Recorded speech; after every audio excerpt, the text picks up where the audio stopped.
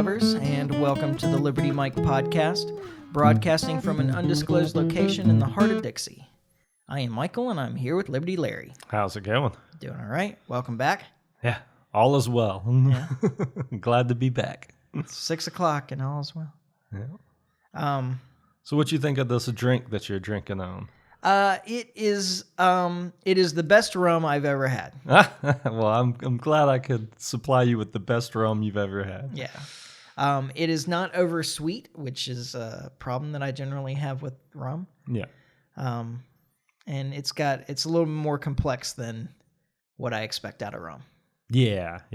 So it was aged in, or I guess it was finished in old whiskey barrels. Yeah. Okay. So gives it a little bit of something extra. Well, I appreciate the gift, and as a result of the gift, now the last major spirit that was not represented in my house at all has a representation. Nice. Yeah. That is awesome. Yeah, so you didn't have any rum in the house? No. Really? Okay. I knew you weren't a rum drinker, and I was kind of standoffish about getting it for you because I was like, I know he doesn't drink rum. But I was like, I feel like he'd like this. I had something similar to rum in the house, or have something similar to rum in the house. I have a sugarcane liqueur for caipirinhas. Oh, okay. Brazil's national drink. I can't think of the name of the spirit right now, but it's similar to rum. Yeah. But I have it for a very specific drink that I very rarely make, actually. Yeah. Cachaça. That's what it's called. Cachaça. Okay. Cachaça. Okay. But no true rums. No. Well, now you do. Yeah. And I think I only have one vodka. Really? I might have two, but I think I only have one. Yeah. And that's for the girls. Yeah. I mean, that's a smart thing to have around for the girls because you know that's what they're going to want. And for another very specific cocktail, which is the Vesper Martini. Oh. It's Ian Fleming's created martini for Casino Royale. Oh, really? It's the Vesper was the Bond girl in Casino Royale. Okay. And Ian Fleming apparently made up this version of a martini. I mean, of course, James Bond orders it wrong because he asks for it shaken, not stirred. But it's a good one. It's a gin-based martini, as martinis should be. Yeah. It's not a martini if it's not gin-based. I'm gonna throw that one out there too. You're gonna die on that hill. Yeah. But vodka is a mixer in it. Oh, so it's gin, vodka, and Lillet Blanc, which is a white aperitif wine. Okay. Lemon twist. It says shaken, but don't stir it. I was fixing to say, so how do you take it? Yeah. Yeah, I stir, and it's excellent. So when made properly is excellent. Yes. Yeah. I mean, it's probably okay shaken too, if you want to like bruised martini. Yeah. If that's how you take them, right? Yeah. Anything going on in the world while I was gone? So I would like to say I was on a cruise and had no internet for an entire week. So I've spent the past week trying to get back up to speed. Yeah. Well, that sounds really nice. It was actually pretty nice. I'm not going to lie. It's like, don't have to think about war or taxes. We had TV, and the TV did get BBC and CNN, which I put it on once or twice just to kind of read the ticker to see what was going on. And then immediately realized that there was so much going on that I didn't care. And then, which was also pretty cool on the cruise ship, none of the TV, there's very few TV channels, but the TV channels you have no commercials. So there was a couple of movie channels and you could just watch the movie, no interruptions. Same thing with the news channels. They didn't interrupt with commercials. They kept right on going. Yeah. That's for when you have 15-foot swells and you have to tie yourself to the bed and all that. Which we did encounter. Yeah. We had some rough days at sea. My crew made it in pretty good, but my brother's crew struggled. So the life at sea. Yeah. So you want to be a mariner now? I don't know. I might have a knack for it. Yeah. I don't know that I want to be, but I mean, I don't get seasick, so Yeah. that's You something. could make a lot of money on those like crabbing Oh yeah, expeditions and so forth. yeah. Super dangerous. might be really fun. I don't know. It looks fun on the TV shows. I'm just saying. You know, when I was in college, I really seriously considered going and doing the smoke jumper thing out west. Oh, really? In the summer. Yeah. Yeah, because you could make like $40,000 in a summer, which was a whole lot of money then. Yeah, all right. Especially for a college student. Yeah. But again, you're like, jumping into forest fires and Yeah, so forth. like daily, right? Yeah. But But you like jumping out of planes, so yeah, I almost prefer jumping out of them to staying in them. right. When I was going to join the Air Force, I wanted to be a parajumper. Yeah. And so when they DQ'd me because of my kidney stones, I instead just went and became an EMT, which is not quite the same because I wasn't carrying a gun and I didn't get to jump out of airplanes. You didn't get to jump out of a plane. You didn't get to do any of the fun stuff. Yeah. Oh, well. Just the good stuff, not the fun stuff. At the same time, if I had gone into the Air Force, I would have gone into the Air Force in 2000. Yeah, that wasn't exactly. I think you may have. Life may have worked out for you. I might have literally dodged a bullet. Yeah, literally. Exactly. So, war's still happening. I mean, they're kind of like now it's what, an indefinite ceasefire. That's what he's saying is that, yeah. Well, I mean, I don't know that he's actually saying that. And I'm not really sure what he's saying, to be truthful with you. Yeah, he's saying everything, anything and everything. Yeah, yeah. Kind of painted himself into a corner and...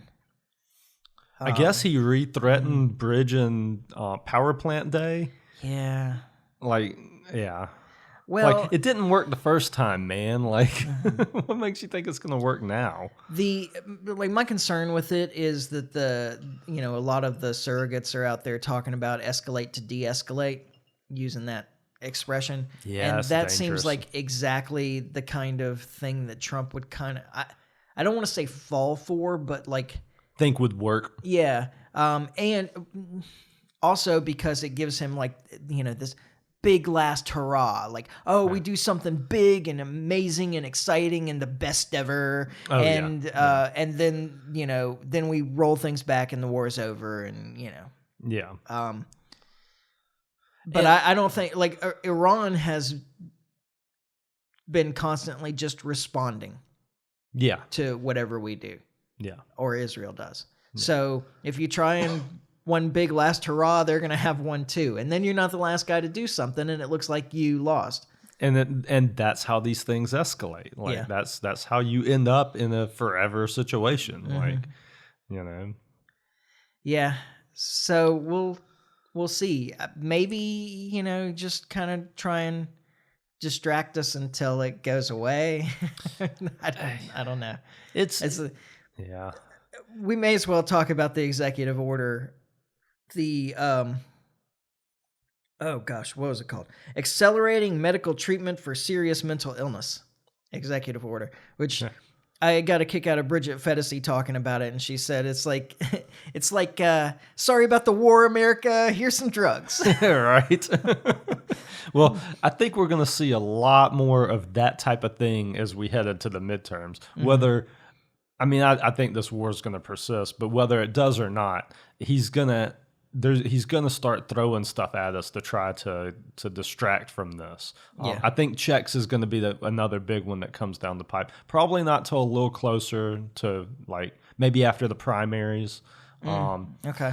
Like I think, so you're sure, like you still have some of that money in your bank account when you go to vote? Yeah, I think it's going to be that style of thing, that time of year. Here comes the bribe. Yeah, exactly. Yeah. Because he's talked about it ever since he came into office.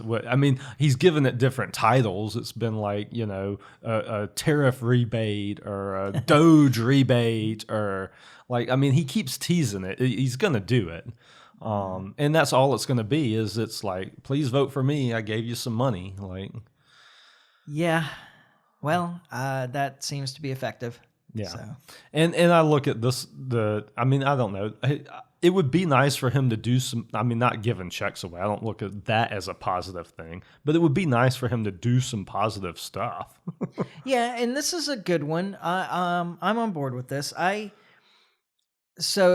they kept talking about was they keep saying ibogaine. I always heard it as ibogaine. It comes from like the bark of some African shrub. And I'll tell you honestly, I've done a lot of drugs in my day, but I'm not familiar. Yeah, I it's funny to me because so I first came across this in real terms. At the beginning of 2024, there was an announcement. I had to go pull it back up because I remember reading this at the time because one of the research charities I give to is schizophrenia research. Yeah. Actually, I give for schizophrenia, but it's just like But mental they do health. a lot. Yeah. It's mental and behavioral health. Yeah. Stuff. So I get weekly notices from them with some kind of prominent research, usually like early trial research. And that's what this one was. It was January 2024. I got the announcement from a small initial study done out of Stanford University, and it was suggesting that ibogaine could be a powerful tool to treat PTSD, depression, and anxiety in veterans with traumatic brain injuries. And when I say small study, it was 30. Oh, wow. 30 guys. Yeah. But they had an 83% remission rate out of those 30 guys, which means 25 out of the 30 after a month of treatment didn't have symptoms. Really? Like, so that stark then? Yeah. Wow. There was, I think it was something like 91% of people reported improvement, and it was impressive, but small number. But it's still small group, yeah. So that's when I first came across it. Before then, I actually thought that ibogaine was a made-up drug from Hunter S. Thompson because in Fear and Loathing on the Campaign Trail, 72, he keeps accusing Ed Muskie of being an ibogaine addict. Oh, really? And I thought it was I didn't know it was a real drug. You thought it was just I thought it was something he just made up because people don't know anything, they were like, oh no, this guy's a drug addict or whatever. Right. And it was Ed Muskie, which makes it even funnier.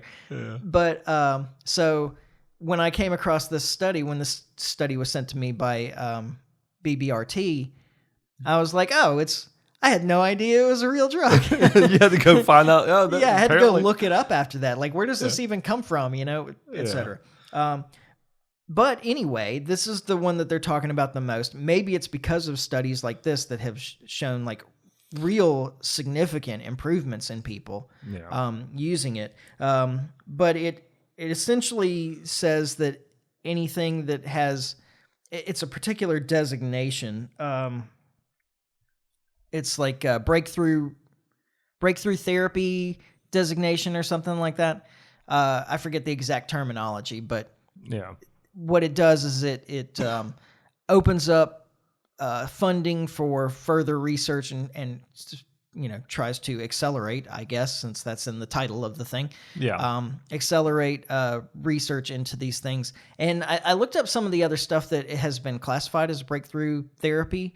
It includes psilocybin. Psilocybin's used for major depression and treatment-resistant depression and has shown a fair bit of promise there. That's mushrooms for those of you out there. LSD. Being used to treat anxiety, which I find really strange. So, I mean, I have heard this before. Like, I haven't deep dived into it, but I mean, I've seen reports over the years of particularly psilocybin being used for PTSD, and all kinds of like those type of things. I mean, apparently it works. MDMA is another big one that they're using to treat PTSD. That's what's it called? The street name? Ecstasy. Ecstasy. There you go. Thank you. And so, I think that this is great.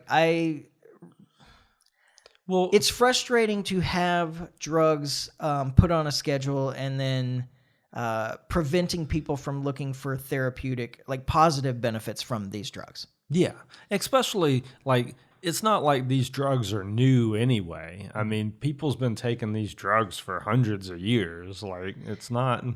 Yeah, and the psilocybin and LSD particularly, they're talking about like really, really low dose. Yeah, like microdose style. Yeah.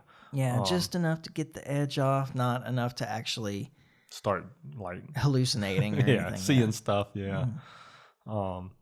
So, and then the last part of it is that if any of these drugs that is classified as a Schedule 1 drug passes phase 3 trials, there's an order to expedite for the Attorney General with HHS to expedite review of possibly reclassifying it. That's cool. Yeah. No, I mean I'm all for that. Like especially like there are people that really need this stuff. That if it'll help them. Now if it won't, I understand. But like I said, I mean that's why you do the research. Yeah, exactly. It's why you don't prevent research. Yeah, exactly. And so I'm glad to see this. I mean, I like to see this country open up a little bit more about those kinds of things. Yeah. And as a big part of it is just as a civil liberties issues that nobody should have any say in what I can or can't put in my own body. Yeah. And if you can find some like really strong therapies for some of the serious problems that are arising in our society now, then great. Yeah. Like all the better. Absolutely. So well done, Trump, on that. I haven't forgotten about the war. Despite his best efforts. See how big that check is. Yeah, right. Exactly. I'm still waiting. Yeah. And another thing that Bridget Fetisi said is that, well, libertarians are excited about this because they're single issue voters. I thought that was... you take particular issue to that? I do. And mostly because I think that if you were to say that libertarians were single issue voters, it would actually be about war, not drugs. That's true. As somebody who's spent a lot of time with a lot of libertarians, yeah. Like that is the single issue. And as much as we're picked on about the weed and the marijuana and the drugs and stuff like that, I mean that's something that in my experience that libertarians do care about, but not in the same way. It's like the stigma that we care about. Well, we care about marijuana because we all use it. Like that's not true. No. Like going to enough libertarian conventions and gatherings. Like that's like when you think of libertarian, you should think of Ron Paul. Yeah. Like that advocates for legalization of things that he would never consider doing. Yeah. Because he knows that it's not his place to morally judge everybody else. Exactly. For what they do with themselves. Exactly. Yeah. Like that should be the stereotype for libertarians, not like the stoner that just wants to legalize to get high. Yeah. Because we all know that it doesn't need to be legal for you to get high. Well, yeah, exactly. Like exactly. Like what? So why would he even care? Yeah. Like, yeah. And so much of this country, it's legal at this point anyway, in some form or another. Yeah. So if it's that big a deal to you, just move there. Yeah. Yeah. I don't want to live in California. Well, California would be the last place I would pick. Yeah, it's not that important to me anyway. It's not to me either, but those days are past. Yeah. And I can get alcohol anywhere. Yeah, almost. This is my drug of choice now. Yeah. So, but anyway, I am happy, give credit where credit's due. We've been spending a whole lot of time criticizing him, and he's still very worthy of criticism, but this was... I was going to say rightly so. This is a positive move. It just doesn't... the amplitude of this positive move does not equal the amplitude of the negative. So... Yeah. Oh, well. I mean, I'm extremely disappointed with how this administration has went so far, but I still have hope. Maybe he's going to figure this out and get out of the wars and focus. I mean, he needs to focus on, there's so much he could fix here. Yeah. You know. Well, instead he's asking for another 50% increase in military spending. Yeah, which is only going to make things worse here, by the way. Yeah. This is where your money goes, people. Get used to prices going up because like that type of attitude is what causes the prices to go up. Yeah. This is where your wealth goes. It goes to fund wars of choice. Yeah. Halfway around the world. Yeah. And the sad thing is, I don't think Trump's any fool. I don't think he's an idiot, but I don't think he understands that. Like, I don't think he understands that, you know, what printing more money will do. I don't think his mind works that way. I think it's just, you know, we'll print more and we'll do it, you know? Yeah. Maybe. I mean, I hope that he would have more sense than that. The war thing's so important anyway, just because he spent years and years criticizing exactly this kind of conflict. Yeah. People's been pulling up the old tweets from when he was on Twitter during the Obama years and stuff. It's like, man, like, let's elect that guy. Yeah. I mean, I think that, well, I don't know. I don't know what caused the change. I had hoped that at least some of the positive things that he promised to do when he got into office this time, that he would put some people around him that agreed with him about those things and get them done. And that's not. This has been so much worse than the first term. Oh, yeah. It turns out that it was better to have him totally hamstrung than have free reign. Yeah, because he's definitely, I mean, people keep talking about how he's just unhinged this time. I mean, he's just more free to do what he wants to do. Yeah. And he you know, his leadership has been as a, like, I am a decision maker and what I say gets done. Yeah. In business. That's not how the presidency is supposed to work. Yeah. But I don't know that he knows another way. And certainly his expectation is that, like, hey, I'm here to make decisions, and when I make a decision, then your job is to execute that decision, period. Yeah. But he's not a CEO. Yeah. I mean, it's not even like being a CEO with a board. Yeah. You know, just, the branches are supposed to be co-equal. Of course, that's always been kind of ridiculous, but all the same, this is how it's supposed to function. Yeah. You don't get to just decide unilaterally what to do. And I would say if there was any place where he kind of got to do that, it would be with foreign policy. But the Constitution specifically restricts him from just going to war unilaterally. Yeah, but we can't sit here and pretend like he's the first to do that. No, absolutely not. Of course not. Not that makes it okay this time. The reason it makes it so particularly egregious is because he spoke out about this exact same thing for so long. Yeah. Well, and I mean, Schumer and a bunch of Democrats, they're pushing a preemptive war powers resolution about Cuba. Oh, really? Yeah, and you know, they're getting out there in public and saying, you know, we have to make sure that Trump can't just execute a war whenever he pleases, blah, blah, blah. It's like, you weren't yelling about this when Obama was doing it. No. Yeah. Yeah. The hypocrisy is just insane. Yeah. The only reason that you're against this war is because the guy in office isn't in your party. If the guy in office was in your party, you would have no problems with this. And it would be the other side that was complaining about it. Yeah. Now, there's actually some Republicans complaining about this, but not a lot. Not enough, yeah. And I think... And I suppose there would have been a few Democrats complaining about... I can't really remember specifically during Obama's term how many Democrats were out there complaining about. I mean, I'm sure there were. I'm not saying that there wasn't, but I just don't remember. It's what makes it particularly egregious, though, is just the fact that he took so much pride in after his first term of, you know, no new wars, and that was like the slogan for this last campaign. Yeah. No new wars, you know.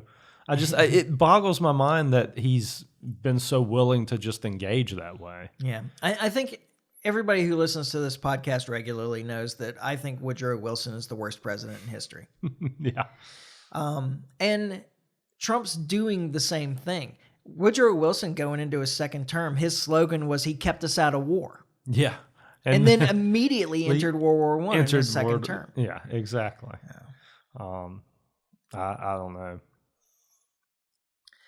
Yeah, I don't understand. All right. Well, let's move on. All right.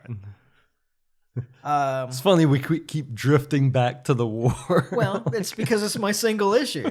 Yeah, it's a single issue. Okay, so here's another like flip-flop of Trump's, is that the Obama government used the FISA, the Foreign Intelligence Surveillance Act, to go after his campaign in 2016. Yep. And when he got into office, he went on and on about how FISA needs to be revised, and then pushed Republicans not to renew it, and said that it at least needed serious changes because of how it was used against him and so forth. And now he's like, you guys need to pass a clean bill, meaning don't make any changes. We just want to re-up FISA as it exists. FISA, by the way, is like one of those central topics that got me involved in politics. Yeah. The USA Freedom Act, because I just wasn't that engaged when the Patriot Act went through. But when they renewed it with additions as the USA Freedom Act, that's when I really got involved in politics. And FISA was another one of these issues. And so, he wants it renewed with 702, and right now it's stuck in the houses. They're arguing about whether they want to add actual warrant requirements, to fit in with the Fourth Amendment. To at least pretend like we've got some kind of restraint here. Yeah, before they look at Americans' communications. Yeah. Because what they're doing now is, of course, that they use communications with foreigners as a backdoor to spy on Americans' communications. Yeah. The intent of the act was to watch foreign communications. Yeah. And communications between foreigners within the United States. Yeah. This is what Rand Paul keeps talking about, is like that it just needs to be restricted to foreigners and not U.S. citizens. Like that's the thing I keep seeing. The easiest answer. Yeah, that's what he keeps posting about. Well, but you do run into the problem of when foreigners are communicating with Americans. Yeah, yeah. At the same time, I'm pretty sure that they can look at all of my communications with my cousin in Switzerland. Yeah. Even though he's an American citizen and so am I. He's in the foreign country. Right. Yeah. And in lieu of a warrant, the Foreign Intelligence Surveillance Court gives annual approval with essentially no oversight. Yeah.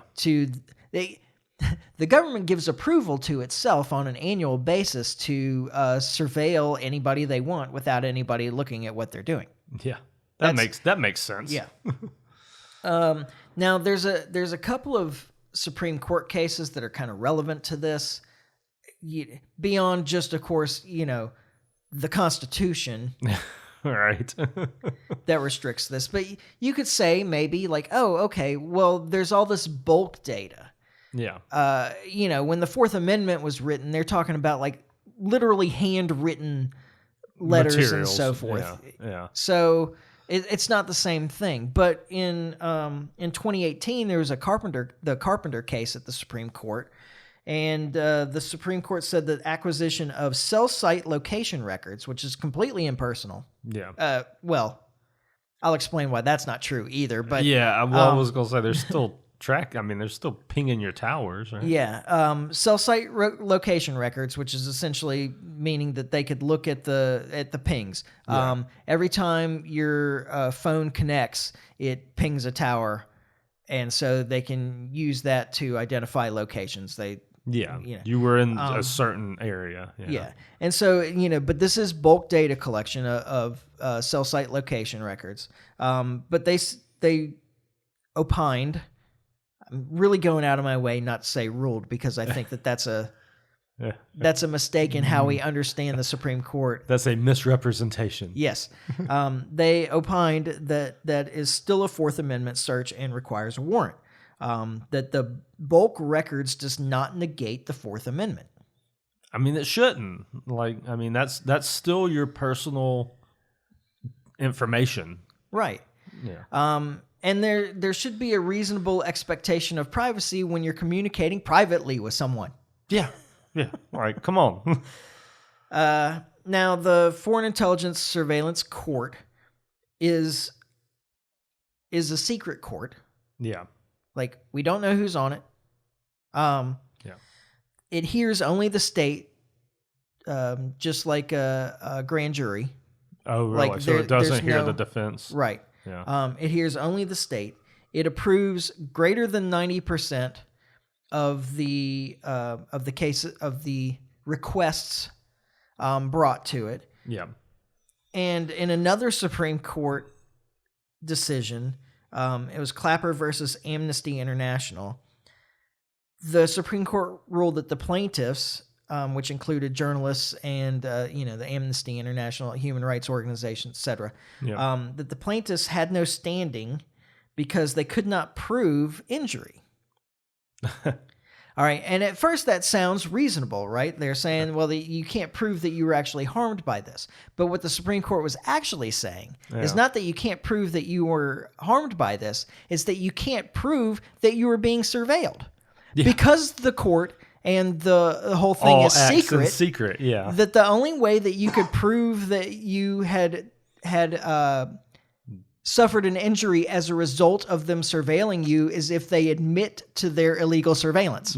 Which they're not going to do. Probably. Yeah. Yeah. I mean, there's, I mean, it could happen. Yeah. Somebody could say the wrong thing in the wrong place. It's possible. But as a general rule, I would say, yeah, exactly it. That you can only, you only have standing to defend your rights if the organization admits that they violated them. That is wild to me. Yeah. That's insane. Yeah.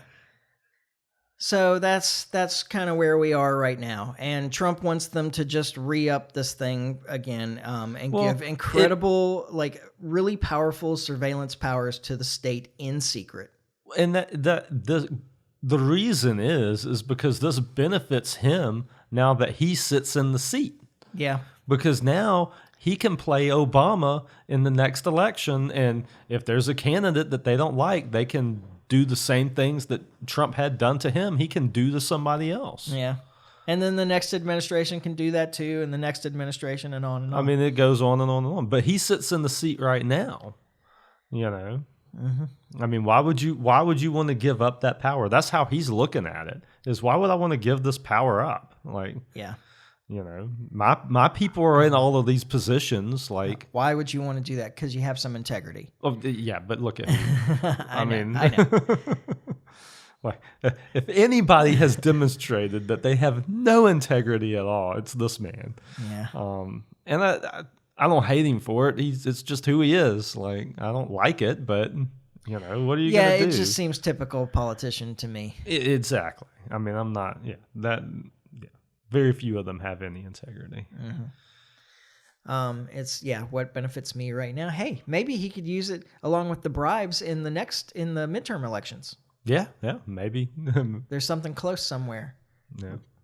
We could start looking at their communication with their parents and that are visiting the UK and use that to look at all of their communications, which is kind of how I feel it goes. They something like the last year that we have numbers for, I can't remember if it was 2021 or 2023, but it was something like the FBI did 3.5 million searches on Americans in that time. Really? I mean, they're looking at like rental agreements and things like this. It's Wow. completely out of control. Yeah. Completely out of control. And I think we should address the common response to this kind of thing, which is, well, if you're not doing anything wrong, you don't have anything to worry about. Yeah. How would you respond to that? Well, While I take a drink. while you take a drink. Yeah, there's just, I mean, the same way I would respond. I mean, like, why do you shut the door when you go to the bathroom? Mm-hmm. I don't know. Like, there's some things are just private, man. Like, some things shouldn't be aired out in public. Yeah. There's a reason that, bathrooms have doors for a reason. Mm-hmm. Well, and we also have, of course, the issue in this country where there are so many laws. Yeah. That there are suggestions that everybody commits a felony. I've heard with some those frequency. type of. I think some of that's pretty dubious, honestly. But Yeah. the point that I would make on this is that the law is very malleable. Yeah. I talk a lot on here about the illusion of the rule of law. The truth is that there's a whole bunch of conflicting and contradictory laws out there, and that's what attorneys are for, is to argue on both sides. And I think in a lot of cases, attorneys on both sides are arguing in good faith. Yeah. That they legitimately believe that the law is on their side, and they can come up with plenty They can justify of precedents to prove their particular position on this. Yeah. And that is evidence to me that it's not really a rule of law, because then it would be objective, not subjective, right? Yeah. So if the state has access to a wide range of information that you produce, then if the state makes an enemy of you, decides to target you. Yeah, if the state decides to target you, they can use that information to prove something. Yeah. Yeah.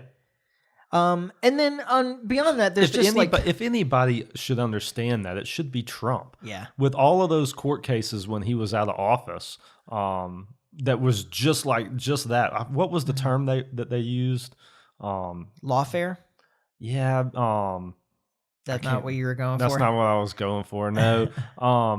Like using new interpretations of old laws. Oh, novel interpretations. Yes. Novel interpretations of this law. Yeah. Yeah. And so if anybody should understand that, it should be him. Mm-hmm. Of course, he's incapable of thinking of anybody but himself. So. Well, that's exactly why this should be an issue for him. Yeah, you would think, but it's not an issue for him immediately. So yeah, there. Another thing that in that Clapper case that they were trying to, versus Amnesty International, they were trying to hold the state liable for was these extra expenses that they had incurred trying to protect their communications. Oh, yeah. And then the court said, well, this was a self-inflicted wound, essentially. Yeah. Like, you didn't have to do that. But it speaks to, like, the other effects of this kind of loose or generally unknown ability of the state to be surveilling you at any time, is that it does change behavior. Like, it has some real psychological and behavioral effects on people. If you have no way of knowing whether you're being watched and you want to maintain privacy, then you start to do things differently to try and maintain that privacy just in case. Yeah. It also affects, just think about like singing in the shower or dancing in your kitchen or those kind of things that you do in private. If you absolutely know nobody's looking, that you'll do, but you won't do if you think there's a camera up there. Yeah. And or some if people somebody's looking through your window or whatever. Yeah. Or they had a microphone set up in your shower. Yeah, exactly. Yeah. It does affect behavior. It encourages people to try and represent their expectation of what other people should act like. Yeah. It forces a kind of social communism. Yeah. Right, where you just you don't want to stand out. Yeah. Yeah. And I think some people are more susceptible than that than others. Like some people are just an open book. They don't care how many cameras are watching. They're going to sing in the shower no matter what. Yeah. But because they have a good voice. Yeah. Well, yeah, maybe, or maybe not. Maybe they just don't care. But Maybe then there's they think they have a good the voice. other people that, like, if they think a camera's in the shower, they're going to wear their swimsuit in there. Yeah. You know. So you have different type of people. You know. I don't know. The never nudes. Never nudes. Yes.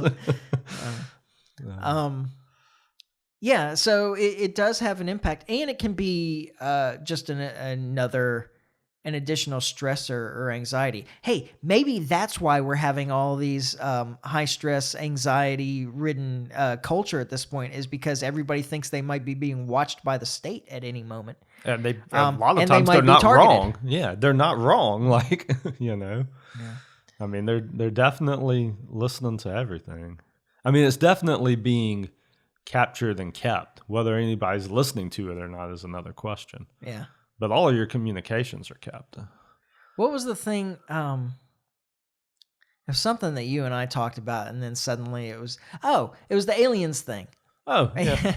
So this is one of those like weird examples, and I think it's probably just confirmation bias on my part, because I do watch a lot of videos about science stuff. Yeah. Like I still have a strong interest in science stuff. I watch physics and chemistry and biology and astronomy and cosmology, and like you're interested in these subjects. Yeah. And so I do get I get a lot of suggestions on YouTube for these kinds of videos. But you and I were talking about the possibilities of alien life and started kind of obliquely referencing the Fermi paradox, which says if life forms as easily in the universe as it seems like, and if there's that much, then the universe is literally teeming with life, why haven't we seen it? Yeah. Or any evidence of it, right? Yeah. And so we had this discussion before we recorded a couple of weeks ago, and suddenly I noticed, like I said, I think that they were probably there already, but suddenly I noticed that I got several suggestions over the next few days for videos that were specifically dealing with the Fermi paradox. Yeah. I'm telling you, it's not a coincidence. I had something recently. It was before we made the trip, and I don't remember what it was now, but I had talked with somebody at work about some kind of product. And then when I was watching, it was either Netflix or Disney, whatever we were watching, like I got advertisement after advertisement for that thing. Like just over and over. I was like, there's no way this is a coincidence. Like, cause it was like every other advertisement. Yeah. It's weird. Like that's a real thing. Like they're listening somehow, some way. I don't know. Yeah. I mean, I don't know how. I mean, like think about pocket dials. When somebody pocket dials you, and they're talking, like you can't really understand what they're saying. And before the podcast a couple of weeks ago, when we were talking about that stuff, my phone wasn't even in the same room. Yeah. Like I didn't have a computer out here. Yeah. I'm not saying I understand it. I'm just saying that I see it too often, and I'm not the only one. Like I'm sure people listening right now are saying the same thing I am. That like I don't understand it, but it's happening. Yeah, like I said, I think it's really confirmation bias that once the topic has come up, you start to notice it.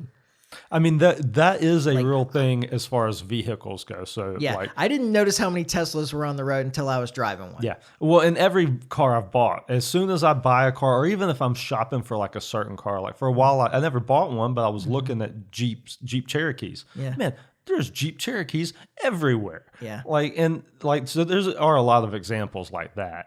I'll give you a weird one though that I had maybe a month ago or something. Yeah. I matched with this girl on one of these dating apps that I responded to her prompt, which was something about she said she didn't believe in Helen Keller or something like that. Oh, that's a predominant one too, by the way. Well, I found that out later. I found out later that was like a Reddit suggestion to get engagement on your thing or whatever. Oh, But yeah. like, yeah, I didn't know that at the time. I'd never seen it before. Yeah. And so I was just like, well, what's your deal with Helen Keller? I mean, Yeah, right. It's an odd beef to have. yeah.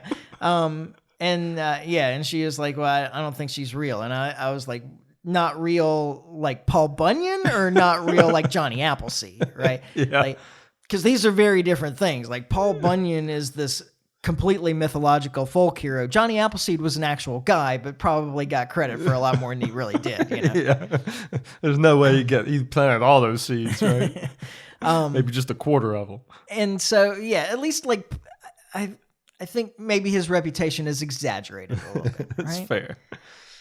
And so, she said like Johnny Appleseed. And I was like, all right, well that makes sense. But like literally the next day, I got a suggestion on my YouTube about Helen Keller, whether she was like her reputation was legitimate or not. Yeah. And I was like, well, there's no way that's a coincidence. I'm telling you, there's no way that's a coincidence. You say that, but at the same time, I thought, like, if this had popped up in my feed a couple of weeks ago, I wouldn't even noticed it. Yeah. I mean, maybe, but I'm just telling you, it wouldn't have popped up there because the subject hadn't came up. Well, that's unprovable hypothesis there. Fair enough. I'm just saying. It definitely seems that way to me. Yeah, I don't know who's listening then though. I don't know. I'm not saying I understand it. I'm not pretending to understand. I'm just saying that there's a phenomenon here that's going on. Well, if that's some business trying to deliver to me exactly what it thinks I want, I don't have nearly as much of a problem with it as the government. Yeah. Well. I actually heard, we can kind of close out with this. Yeah, I think we're done. On that point though. Yeah. I heard somebody going on, actually it was at the end of one of these science videos that I was watching. Yeah. Something about Komodo dragons or something. I don't remember. Anyway, because it could be any number of things, but I'm pretty sure it was Komodo dragons in this case. Yeah. And the narrator was looking for support on another platform.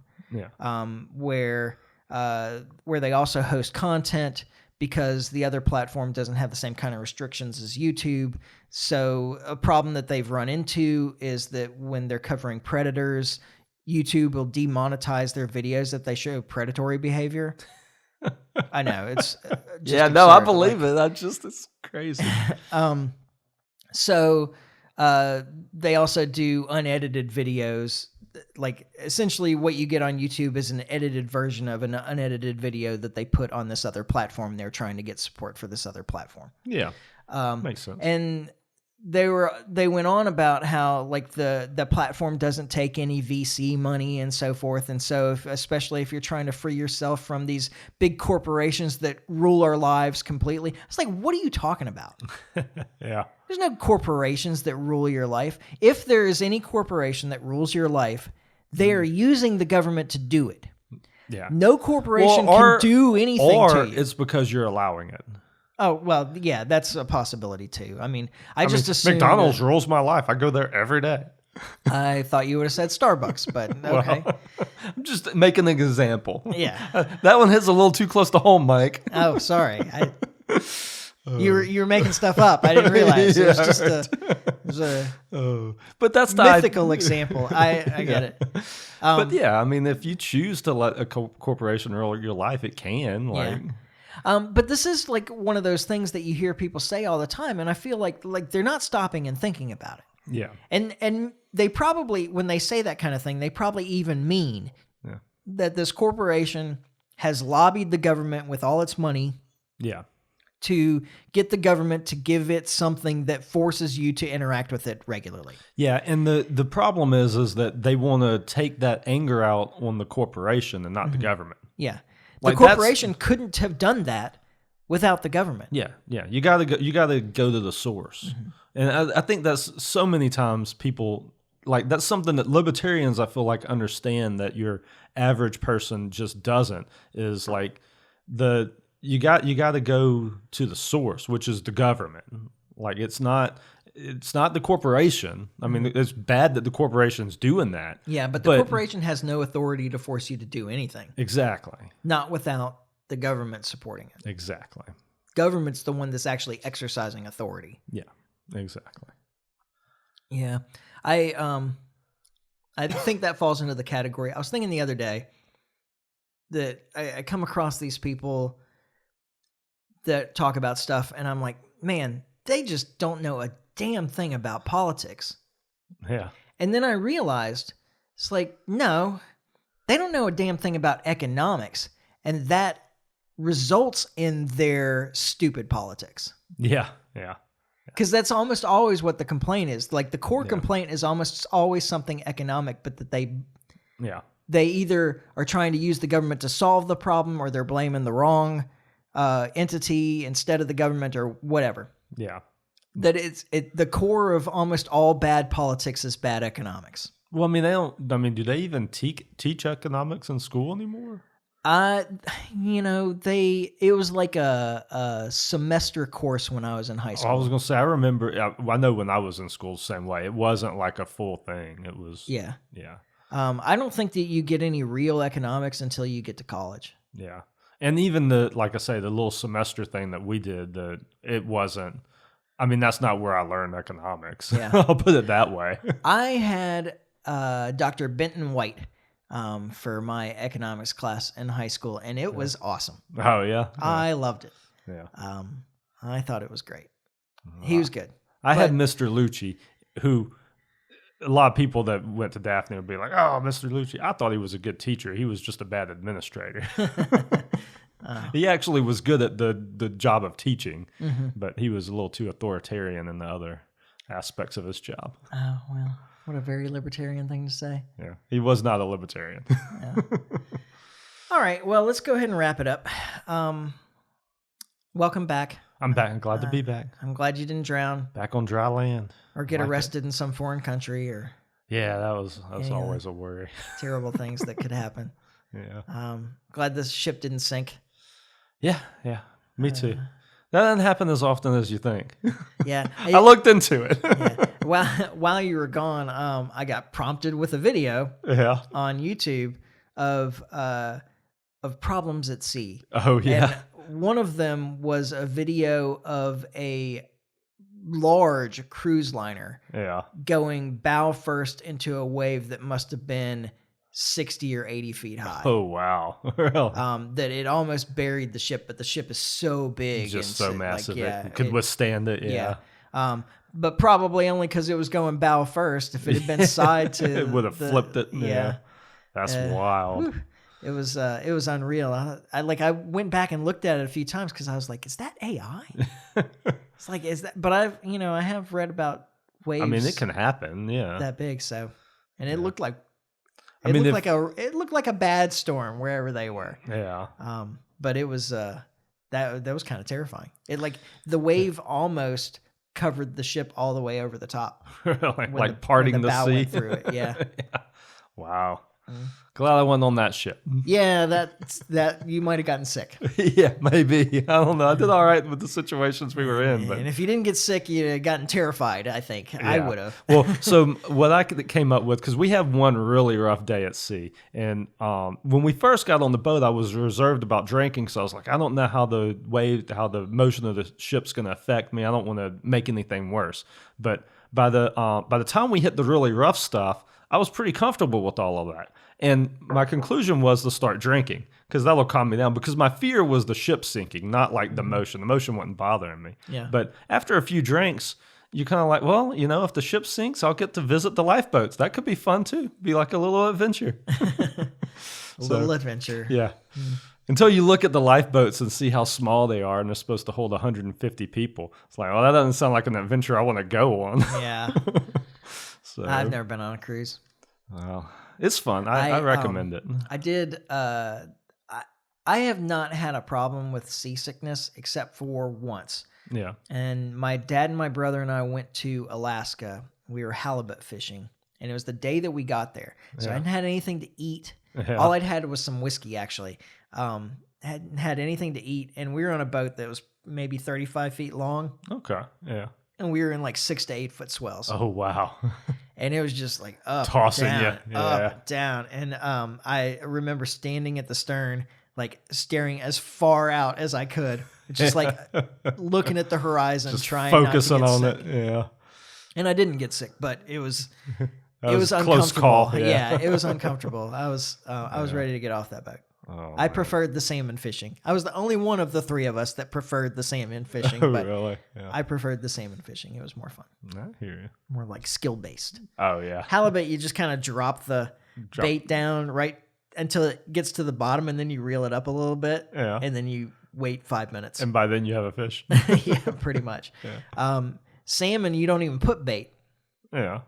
You have a line with a weight and then about 3 feet of line and a hook. Yeah. And what you're trying to do is feel for when, because apparently the salmon swim upstream with their mouths open. So you're just trying to hook one? Yeah, exactly. Like the idea is that the line gets in their mouth and then it pulls tight and you feel a little tremor on it, and then you try and hook them. Huh. Interesting. So that seemed a lot more skill based. Like it took me a little bit to get a feel for it, for the move. But once I had, I was like, "Oh man, this is do this great. all day long." Yeah, right? this is fun. Like do that again. That was one of our last trips with Dad. It was a really good one. Yeah. Okay. Well, also, I didn't sleep on that trip because in Alaska at that time of year, there's only 3 hours of darkness. Oh man, that's and if there's any light, I have a really hard time sleeping. So I was literally falling asleep at like a little after midnight and waking up a little after 3. Wow, I'm surprised somewhere like that they don't have more interior rooms. They had blackout shades, but it's just not enough. You can never. Not the same. Yeah, you can never. You can never block all the light out, and it doesn't take much to disturb me. It's not a problem I have. Yeah, I know. All right. Well, wait. Did you say there was some issue next week? I don't think so. Okay, good. Not that I can think of. I mean, I should be able to do a Thursday or a Friday, like one of the two. Okay. It might be a different day, but we'll do it. Okay, cool. All right. Well, we'll be back next week. In the meantime, you can follow us on Facebook. You can subscribe on iTunes, YouTube, Podbean. Like and share, comment. You can always email me, michael@thelibertymike.com. The lawyers really want feedback, so if you have some feedback about the last episode, you can send me a message there, or you can send a message on Facebook or whatever too. Well, I enjoyed it. I enjoyed listening to the lawyers. I think that's something we should make a periodic thing. I've got an idea for some better topics to deal with them, I think. Yeah. I going into it, I didn't think of it as like, hey, I'm going to see a lawyer. Yeah. I thought of it as like, I'm going to record a podcast with just a different friend. Yeah. Right. There's a fly just went in my water. Get out of there. You need a little protein in that water. So I need a cat that does its job. That's what I need. Yeah, good luck with that. All right. Well, as I go back to defending my glass of water, we will be back next week when we finally get this right. And in the meantime, try to stay free. Life short, live free. Ciao. Later.